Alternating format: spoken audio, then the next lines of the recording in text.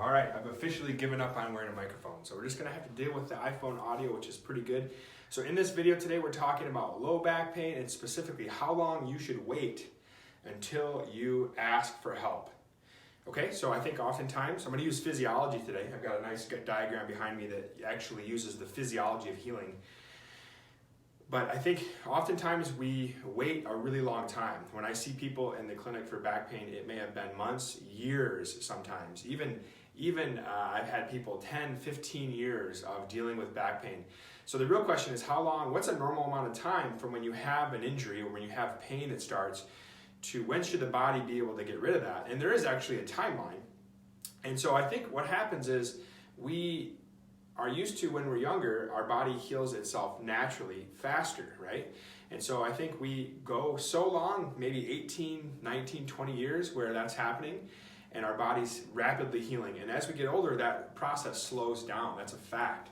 And so I think when we get in our 50s and 60s, we're waiting way too long to get help. So what is the normal amount of time? And so we can look at this diagram behind me and you can see that there's 4 phases to the healing process.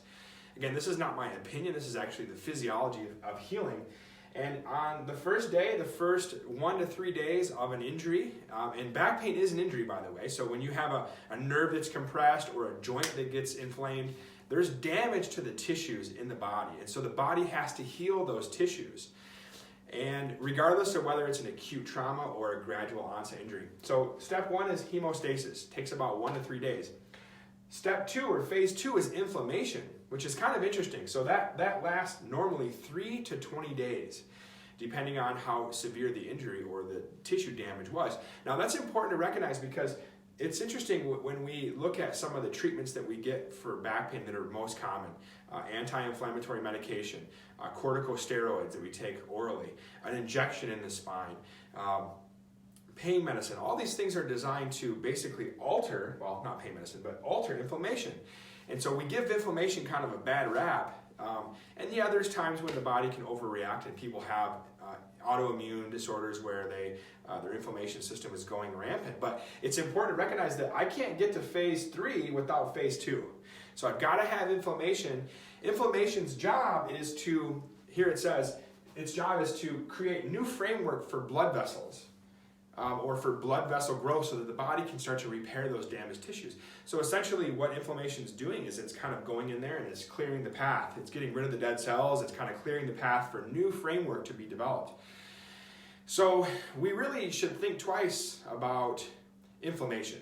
If you're having inflammation and you take an anti-inflammatory or you got an injection and it helped you, that's a good sign. It means that there's inflammation, but we should back up.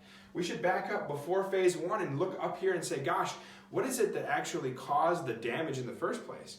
That's my job. That's what I'm thinking about all day is, okay, why did this tissue get so much stress? What happened there? When we're moving, why is there so much load happening, so much force happening to the tissue?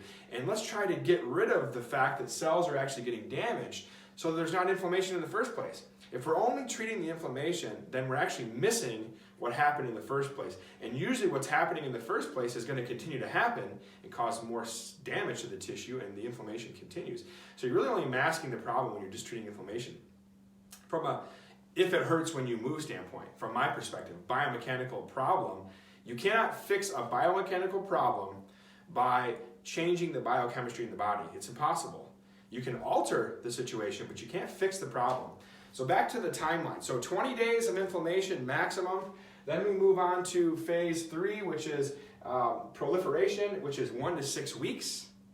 And then finally, we've got remodeling, which can take 6 weeks to 2 years. So you can see a minimum timeline here is 6 weeks. So if I have an injury and it's going to get better on its own, which a lot of injuries do, an ankle sprain, an acute trauma, a wound, 4 to 6 weeks is the time period you should be waiting on your own. And if it's not better in 4 to 6 weeks, you should probably get some help. Especially if it's been way longer than 6 weeks. There's a really good chance it's not just going to go away on its own. And so you should ask somebody who can help you restore the movement, take away the stress, change the load on the tissue is really what we do. We take the load that's happening and we change it and we push it somewhere else in the body so that that area can heal, right? That's the idea. So 4 to 6 weeks is a really good answer for somebody that's got back pain. and they're trying to figure out when to get help. When is it going to go away on its own? And also, this video highlights the fact that we should not pick on inflammation so bad.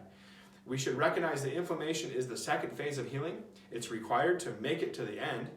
And so if we have inflammation, we need to then back up and say, okay, I can treat the inflammation, that's fine, it makes me feel comfortable, but I should back up and say, okay, what is it actually that's causing the tissue damage in the first place that's triggering the body's need to go through the 4 phases of healing? So hopefully this helps you guys and you can find relief for your back pain. And if it's been more than 4 to 6 weeks, you should ask for help. And if it hurts when you move, you should probably see the movement experts, the people that can help you change movement, change the load that's happening when you're moving so that you don't have stress, you don't have damage, and you can heal naturally. Avoiding medications, injections, and surgery is really my goal for you. So hopefully you enjoy this video.